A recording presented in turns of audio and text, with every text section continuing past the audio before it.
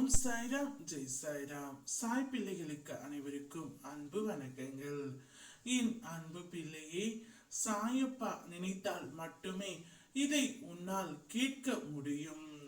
இன்று செவ்வாயில் உன்னுடைய வாழ்க்கையில் மிக பெரிய அற்புதம் ஒன்று நடக்க காத்து கொண்டு இருக்கின்றது.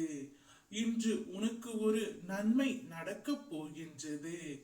என்னப்பா, எனக்கு என்ன நன்மை நடந்து உள்ளது? எனக்கு எப்பொழுதும் தீங்கும் கெடுதலும் மட்டும்தான் நடந்து கொண்டு இருக்கின்றது. பின்பு என்ன புதியதாக நன்மை அற்புதம் என்றுதானே நீ கேட்கின்றாய்? உன்னுடைய இந்த கேள்விகளுக்கு பதிலை நான் கூறுகின்றேன். நீ உன்னுடைய வாழ்க்கையில் எவ்வளவு கஷ்டம் வேண்டுமானாலும் பட்டு இருக்கலாம். ஆனால் அனைத்துமே ஏதாவது ஒரு காரணத்திற்கு மட்டுமே இருக்கலாம். எல்லாமே என்னுடைய அனுமதியால் மட்டுமே நடந்தது என்று நீ நினைத்துக்கொள். சாகலாம் என்று கடலில் வீழ்ந்தவன் கை நிறைய முத்துக்களுடன் திரும்புவதும் உண்டு. முத்து எடுக்க சென்றவன் செத்து போனதும் உண்டு. நோக்கம் மட்டுமே உன்னுடையது, ஆக்கம் என்னுடையது. உனக்கு என்ன செய்ய வேண்டும், என்ன செய்யக்கூடாது, எப்பொழுது கஷ்டம் தர வேண்டும், எப்பொழுது சந்தோஷத்தை அள்ளி அள்ளி கொடுக்க வேண்டும் என்று எனக்கு நன்றாகவே தெரியும்.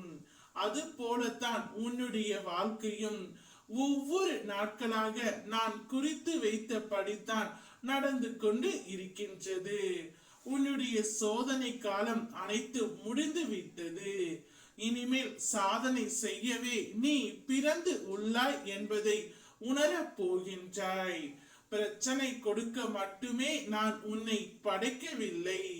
சிங்கத்தின் இறைக்காக மட்டுமே மான்கள் படைக்கப்பட்டு இருந்தால் அதற்கு வேகமாக ஓடும் கால்களை இறைவன் படைத்திருக்க மாட்டான். அது போலத்தான் பிரச்சனைகளை கொடுக்கும் இறைவன் சமாளிக்கும் திறனை நிச்சயம் கொடுப்பான். உனக்காக நன்மையை நான் செய்துவிட்டேன் அல்லவா?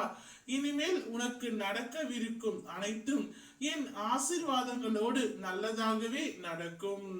நீ நிம்மதியாகவும் சந்தோஷமாகவும் இரு. இனி நீ மகிழ்ச்சி பாதையில் செல்ல போகின்றாய்.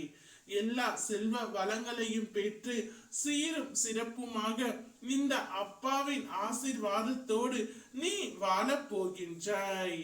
ஓம் சாய்ராம் ஜெய் சாய்ராம்.